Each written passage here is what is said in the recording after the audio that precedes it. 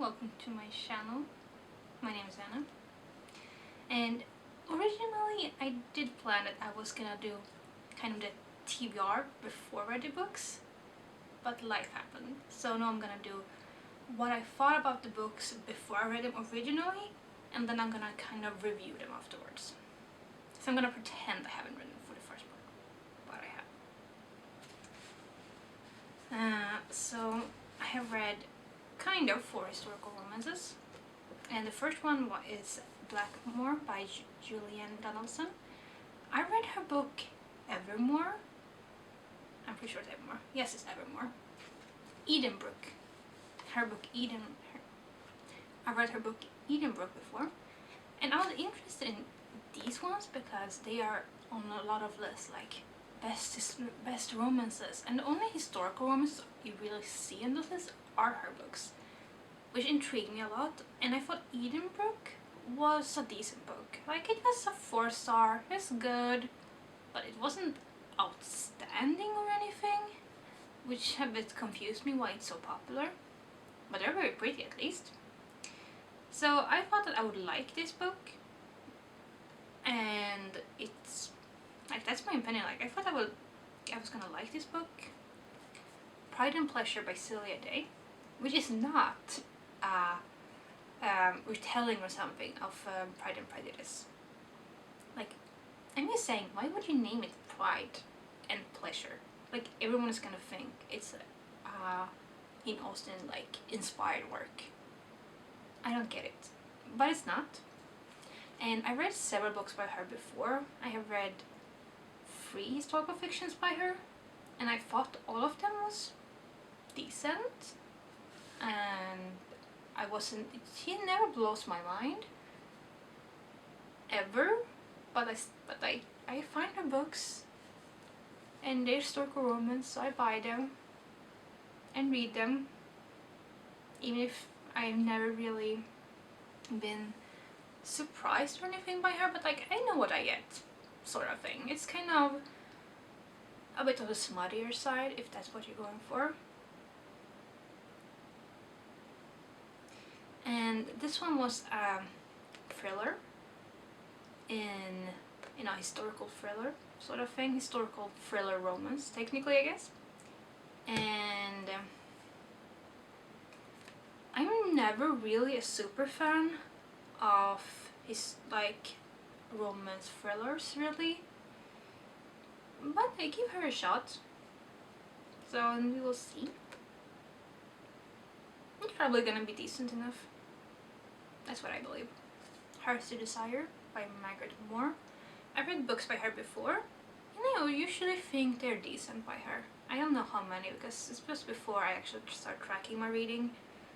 So, but I know at least I kept one at least, so that's pretty good for me. And it's a night story in the 13th century England, and I like these stories, so I thought, let's pick it up. And I expect having a decent time to a good time. We will see. I don't think it will blow my mind, but maybe I'm wrong. And the 4th book I'm planning to read is Tipping the Velvet by Sarah Waters. This one is pretty famous. I know it's a sapphic romance which means sapphic romance, and something about theatre world in Victorian London. All I know. I'm actually very excited about this. I think it's gonna be great, and we will see if I'm wrong or not. Hopefully I'm right. So when I read this book, like I said, I was expecting to like it, but I really hated it. You know, in a romance, you're kind of expecting to at least like the characters. Like, how are you supposed to share them falling for each other? Like, that's the thing, it's romance. And that couple, you want to share them, you want them to be together. But she was so annoying. Like, she was so unlikable. The most righteous person ever. And she was also acting like she was very, like, smart, but it was this other character It was really like, you know, backstabbing compliments all over the place. Like, oh no, I said that, how horrible of me. Oh, you're here. Oh, so yeah, your poor background, you know, things like that. But and she was like, this character, she's so nice. And I was like, how can you not see that she's constantly giving you like backstabbed compliments all the time? That's the only thing she does. And you just think that she's nice? Like, what is going on? I really didn't understand it. And it felt like the author was going for some really philosophical thing that was like, this is the most deep thing in the universe ever. And I feel like, it's historical romance. I come here for like, you know, they meet, things happens, they can't be together, but then they can. I don't want a lesson in philosophy, okay? That's not what I'm here for. It is very like surface level philosophy too, with like comparing, you know, everything to birds and cages. You know, she's, you know, bird in a cage, and I love it. The top comment on Goodreads, I actually counted how many times the bird was said in this book. I will link that down below. Like, spot on, like really spot on. And you know, every other woman character is horrible, except our poor main character. Everyone else is just super bitch. Except the other one girl that she described as nice. But actually she's just a bitch too, of course. It was very much, you know, I'm not like other girls trope. And I hate that I'm not like other girls tropes. Like, can we please move on from that trope? Like, please. No one wants it anymore. No one wants it. No one wants it, okay? We're all over it. And it was like that on crack. And the hero was just garbage, honestly. I don't understand why she wanted to be with him, and I didn't get his motive for anything in this book, actually. And the last thing I would definitely say is that the writing, like, it was easy enough. Like, that's the only reason I actually didn't DNF it. Like, you could read it very easily, you know. It just flow on. That's the only reason I didn't just, like, that's the only reason I didn't just DNF it. Because, like, you could read it very quickly. It's like 200 pages and it just flew by. And you could I hate it, basically. But, like, especially the end, it was super lazily done. Because flashbacks. Flashbacks are almost never a good idea. It's just lazy. It's just super lazy. Just write what's going on. Just tell us. You don't need to have a flashback every other chapter. And I'm not kidding. It was like every other chapter in the end. And I was like, here is a like flashback 18 months ago. Now, 18 months ago. Now. And then it's like 18 months ago. It's like every other chapter, and it was like scattered through it. And just tell us what happened. It was like the same day. It was nothing super interesting going on. It was just a conversation. You could just tell what that conversation was. You don't have to have a million flashbacks to tell us. Like, seriously, why would you have a million flashbacks? It's just lazy. Like, and yes, I'm just saying, this was 3 months ago I read this book. I'm still not over it how much it was garbagely written 3 months ago. Because, like, seriously, I don't get what she was doing. Because the other one was like, her first, it was decent. There was nothing wrong with it. This one was a mess all over the place. Everyone was garbage, and it was lazily written. Like, seriously, it's such a waste of a pretty book. Just saying. This book was kind of a spin-off fake dating trope, where the heroine kinda were where the heroine of the story needs a private detective because someone is trying to murder her. And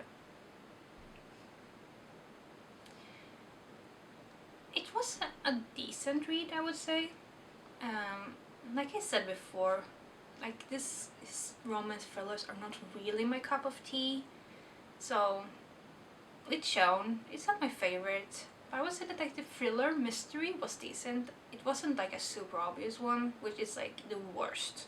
When it's like that guy, and it is, and you can like tell like 10 pages in. Okay, not 10, but like 50 pages in, and you know the guy. That's the worst. So it wasn't a super obvious one, and I thought the hero and the heroine, they were decent enough. Nothing wild or anything, but they had a nice chemistry. The writing is decent. Like, if you want historical romance thrillers, I could say you can give it a go. Otherwise, I wouldn't super recommend it. Like a 3 stars for me. Nothing blew my mind. Knight think she's too good for him. Girl, she thinks the knight is too good for her. And stuff happens. And I would say it was a decent story.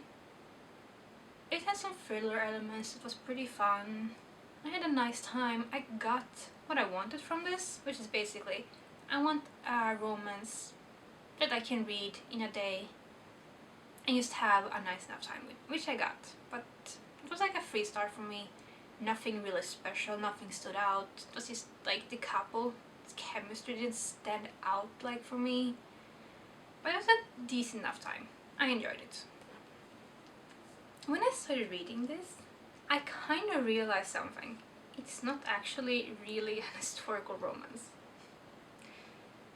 Which made me very confused in the beginning, because I was kind of expecting, you know, the same things I want from a historical romance, which is like couple has issues and stuff happens and then magically everything is fine, sort of thing. And I was a bit confused. Like, it was very slow in the beginning too, and I was a bit like, what is going on? And then I started googling a bit, and I'm like, oh, it's not actually like supposed to be an historical romance. But I thought it was when I started this, that's why it's still in the video, and I kind of read it for this video. So when I kind of changed my expectations and like not read it as an historical romance, I started enjoying it much more. And I don't want to spoil too much, because I feel like it's a bit of a danger. I think it's much better to be very blind into this book, since it's not as obvious what's going on if it's not historical romance. And I would say that I like the main characters. The main character, I like the story. What I didn't like was it was kind of slow in the beginning. I thought that it could sped up a bit more. It is already like almost 500 pages. It's 450 pages.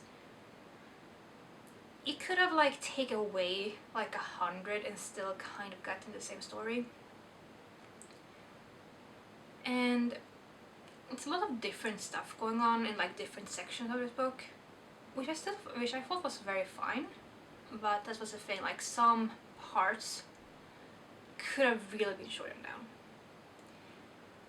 And like my overall enjoyment was very high. There was just one thing that kind of destroyed this book a bit for me.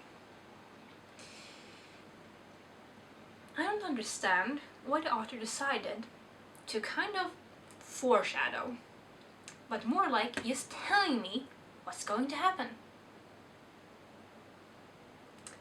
Like, alright, now I remember I had that thing in there, because I had a quote I wanted to say now. I just took it out for no reason and screwed myself over. But what the author kind of did was, she just kind of tells you what's going to happen. And I don't get it. Like, why are you telling me what's going to happen? Like, it's not like, no, you're misunderstanding this. She's probably used to a tiny foreshadowing. No. She just writes out right what's going to happen. And I don't get it. Like, let me read the book. Why am I supposed to read the book if you already have told me what's going to go down? Like, why am I supposed to continue to read? I don't get it. And it felt like it's sort of tried to do this, like, telling backstory. Like, someone is older and telling back on their life. But she didn't quite do that either. It was kind of a mess in between, it felt like. At, like, sort of telling back, but actually not. Which I didn't understand why she would do that. And that really kind of made me annoyed when reading this. And I felt like if she hadn't had those, like, telling you what's going to happen, like, very bluntly, I would have enjoyed this book much more. Because right now I would say it was that strong 4 stars, but it could have been a 5-star because I really enjoyed some parts super much. It was a very uneven book, I would say now. But I really recommend this book. It was so much different from everything else I read, actually. Like, how she tells a story, both in good and negative ways, I would say. But I really enjoyed it. Like, overall, I really enjoyed it. And I really felt like, whatever you're writing, I'm gonna read it. She felt like, she's definitely gonna be one of my new favorite authors. I really can feel it. That was the 4 historical romances. Even if it technically was free. Overall, mixed things, but at least 1 4 stars. That isn't too bad. See ya.